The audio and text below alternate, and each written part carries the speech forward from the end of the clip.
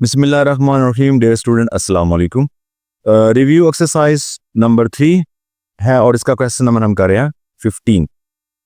तो मैं इसकी स्टेटमेंट ऊपर नहीं लिख रहा क्योंकि बोर्ड पर इतनी जगह नहीं बनती। चलिए मैं बुक से आपको स्टेटमेंट दिखाता हूँ, साथ साथ मैं इसका डाटा बनाता जाऊंगा, ठीक है जी। फिर साथ ही सॉल्व कर देंगे, इसमें टाइम भी थोड़ा लगेगा जी।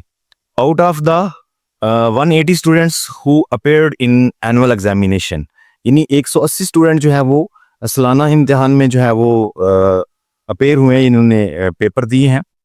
120 पास्ट, उसमें से 120 पास हुए हैं। ठीक हो गया जी।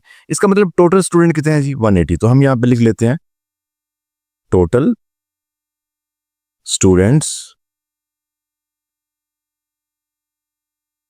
जो है जी 180 यानी 180, जिसको मैं कह सकता हूँ यू सेट यानी यूनिवर्सल सेट भी कह सकता हूँ। तो एन ऑफ यू मैं यहाँ पे लिख लेता हूँ क्योंकि इन चीज़ों ने इस्तेमाल होना है 180, ठीक है, एन ऑफ यू। ओके जी। इसके बाद है जी 120 पास्ट द मैथ टेस्ट, जो 120 है उन्होंने मैथ का टेस्ट पास कर लिया है, ठीक है जी। तो कितने हैं जी? 120। तो मैं जो है वो डायरेक्ट इनका डाटा ही लिखता हूँ। एन ऑफ मैथ वाला जो सेट है उसको मैं एम के शक्ल में लिखता हूँ जी। N of M is equal to 120, यानी 120 जो स्टूडेंट है उन्होंने मैथ को पास कर लिया है, ठीक है। 90 पास द साइंस टेस्ट, तो साइंस जो जिन बच्चों ने पास किया वो 90 हैं। तो साइंस के सेट को हम एस से शो करते हैं।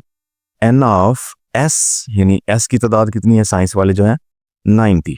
ओके हो गया जी। इसके बाद है जी and 60 pass both the math and science. अच्छा, 60 ऐसे बच्चे हैं जो जिन्होंने मैथ और साइंस दोनों पास कर लिए हैं।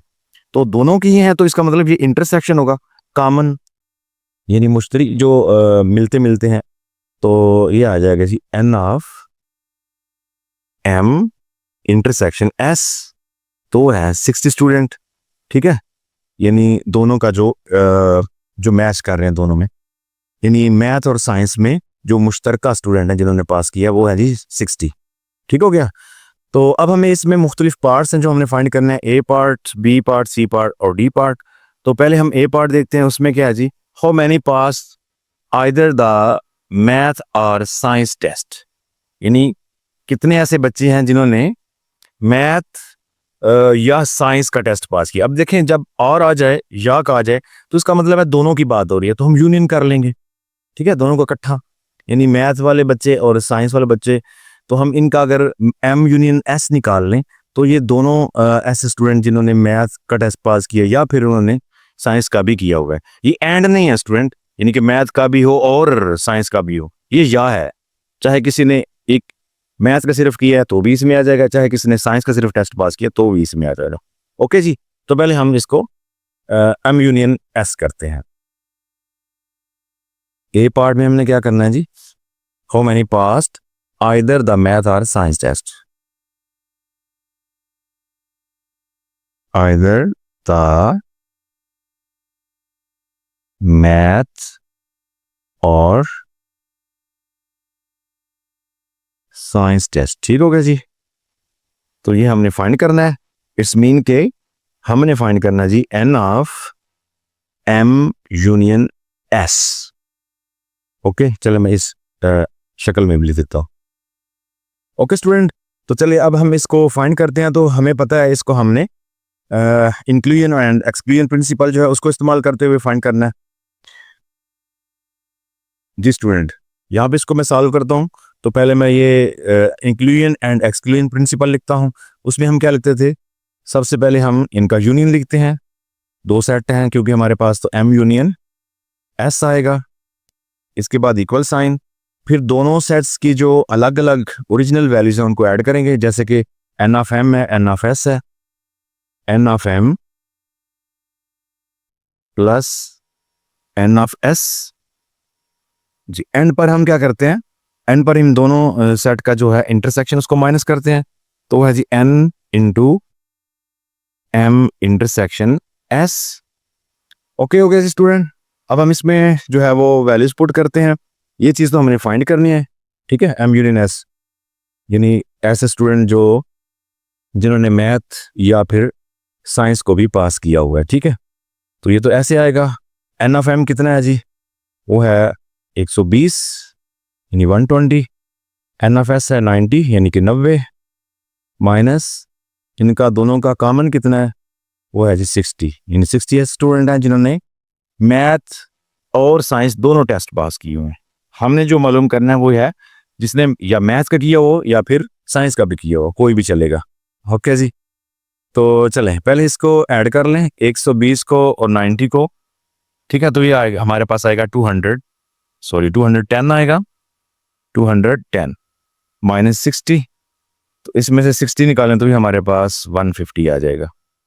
तो जी ये वो स्टूडेंट हैं जिन्होंने या फिर मैथ को पास किया हुआ है या फिर साइंस को किया हुआ है या फिर दोनों को, जो भी मतलब ओवरऑल इसने कुछ ना कुछ जरूर पास किया हुआ है।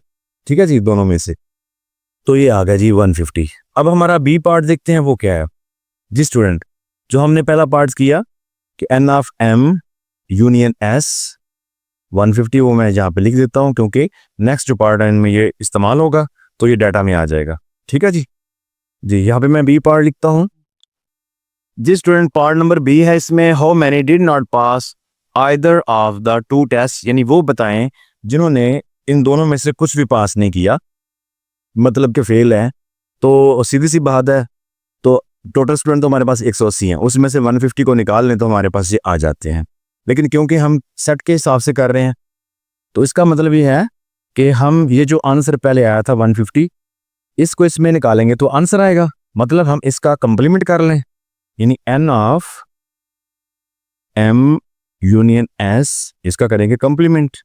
ये हमें फाइंड करना है, ठीक है ना, सेट के हिसाब से करेंगे ना हम प्रॉपर जरा मेथड से।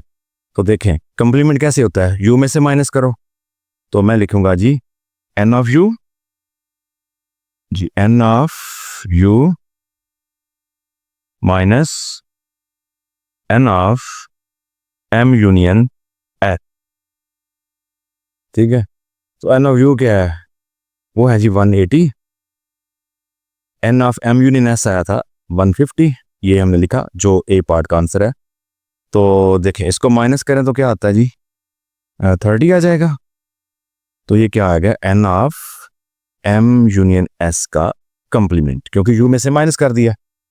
तो इस तरीके से हम इसको निकाल सकते हैं, यानी ये 30 स्टूडेंट ऐसे हैं जिन्होंने कोई भी टेस्ट पास नहीं किया, ना ही साइंस का ना ही मैथ का। ओके जी, इसके बाद स्टूडेंट हम जो है वो सी पार्ट इसका करते हैं। जिस स्टूडेंट पार्ट नंबर सी है इसका, how many pass the science test but not the math, यानी वो बताएं जिन्होंने साइंस का टेस्ट तो पास किया लेकिन मैथ का नहीं किया। तो हमारे पास स्टूडेंट जो साइंस के स्टूडेंट है ना, वो है 90, यानी 90 ऐसे स्टूडेंट है जिन्होंने साइंस का टेस्ट पास किया हुआ है। लेकिन ये सिर्फ ऐसे नहीं है कि जिन्होंने सिर्फ साइंस का किया हुआ है, इसमें हो सकता है मैथ वाले भी कुछ कॉमन हो। तो हम देखेंगे कॉमन कितने हैं, वो है ये, यानी ये ऐसे स्टूडेंट है जिन्होंने मैथ और साइंस दोनों किए हुए हैं। अच्छा, ये है जिन्होंने साइंस किया हुआ है, इसका मतलब इसमें से कुछ सिर्फ ऐसे होंगे जो जिन्होंने सिर्फ साइंस को पास किया, कुछ ऐसे होंगे जिन्होंने मैथ को भी पास किया हुआ है इस 90 के अंदर। तो ये जो 60 हैं, 60 कंफर्म ऐसे हैं जिन्होंने दोनों टेस्ट पास किए हुए हैं। तो हम इन दोनों वाले को इसमें से निकाल दें तो पीछे सिर्फ साइंस वाले बच जाएंगे ना। ठीक है, तो मैं यहाँ पे लिखूंगा प्रॉपर जिसका सोल्यूशन है उसके हिसाब से N of S minus N of M intersection S. तो टोटल 90 है जिन्होंने साइंस पास की हुई है। ठीक है, यानी इन्होंने इनमें साइंस वाले भी सिर्फ है और मैथ भी जिन्होंने साथ में की है वो भी हैं। ठीक है, तो ये वो हैं जिन्होंने साइंस और मैथ दोनों पास की हुई हैं। तो जब इसमें से साइंस और मैथ वाले निकल जाएंगे, पीछे सिर्फ जो है वो 30 बंदे बच रहे हैं। ठीक है, ये सिर्फ और सिर्फ ऐसे स्टूडेंट हैं जिन्होंने सिर्फ साइंस को पास किया हुआ है। तो हम यहाँ पे लिख सकते हैं कि 30 स्टूडेंट्स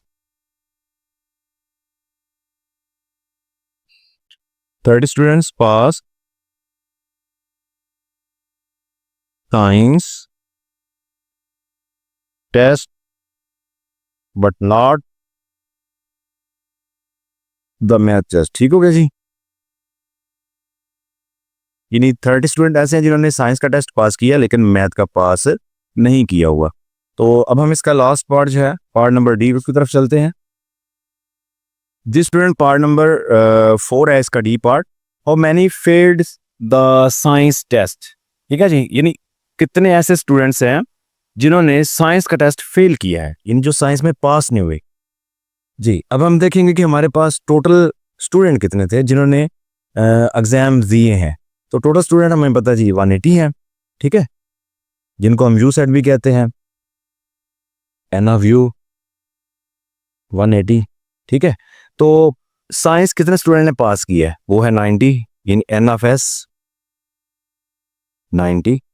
अब 180 बच्चा था जिन्होंने पेपर दिए, 90 वो है जिन्होंने साइंस पास की हुई है, ठीक है, साथ में चले मैथ भी की हुई, लेकिन साइंस तो कम से कम पास की हुई है।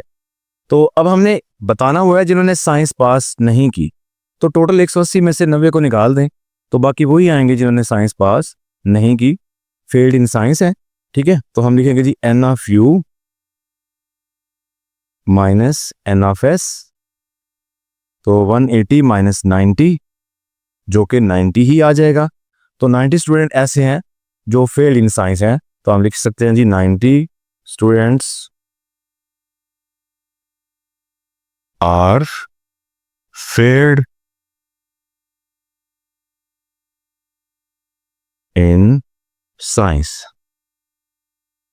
ओके जी, तो इस तरीके से क्वेश्चन नंबर 15 जो है वो कंप्लीट हुआ। नेक्स्ट हम क्वेश्चन नंबर 16 की तरफ चलते हैं जी।